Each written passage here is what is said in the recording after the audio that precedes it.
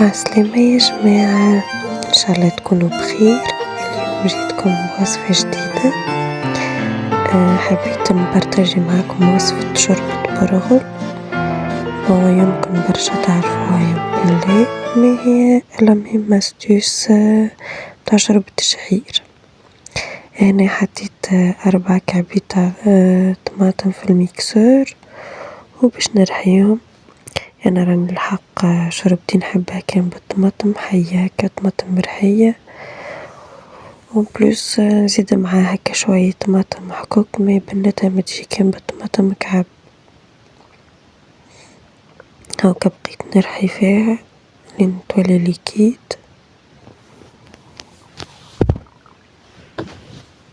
وبلوس راهي الكلها منفعة خير من المصبرات الكل.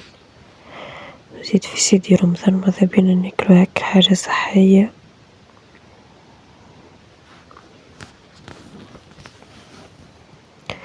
أنا حطيت كاس صغير زيت،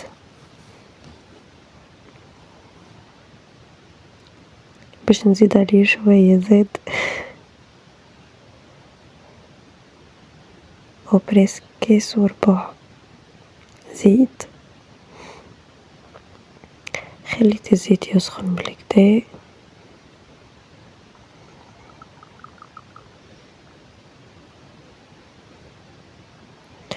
وهوني باش ناخذ راس بصل، كل بصل الربعي.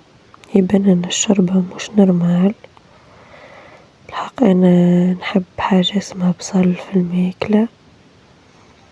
خليه يتقلى في زيت سخون، ومن بعديك باش نزيد عليه الطماطم اللي رحيتها.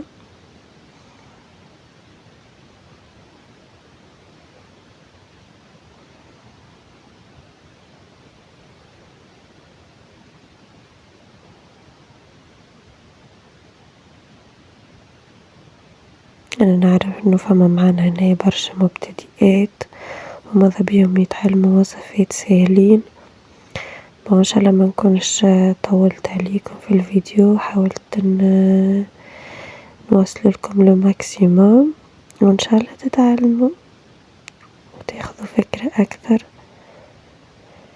أنا زدت نص مغرفة طماطم معجونة ونخليهم يتقلوا الكل مع بعضهم. أنا من الأول ما نزيدش الماء كي نحط طماطم مرحية، خاطر ديجا هي فيها الماء متاعها، معناها باش تسيب الماء في الطنجرة.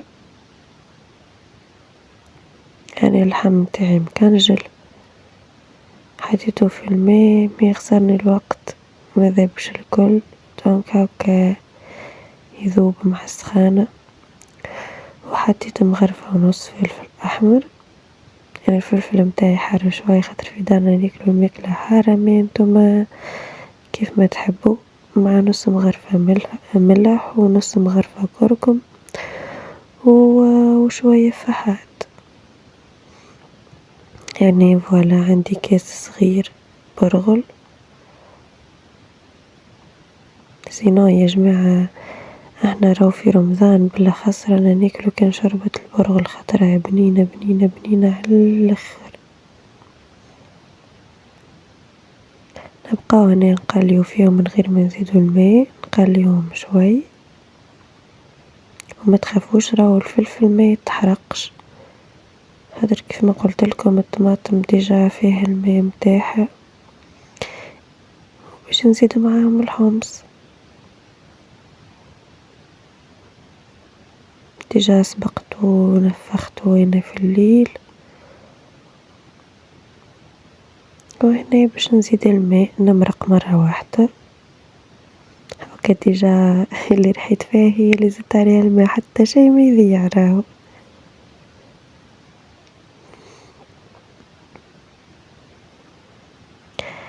نمرق مرة واحدة ونخليها تتغلى. وهنا نسيت ما حطيتش الهريسة العربي، يعني زدتها.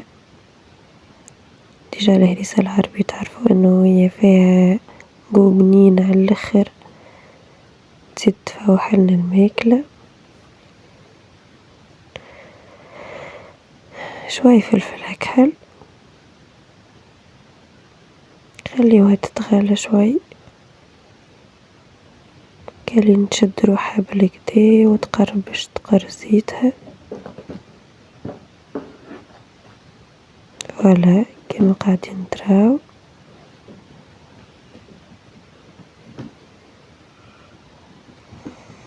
وهنا أكيد يلزمنا نحطو الكرافس، بنت شربة كان ما تزيدها الكرافس سينو ما تعطيكش مطعم وما تعطيكش البنة متاع الشربة جملة. يوم بلوس فيه برشا منافع.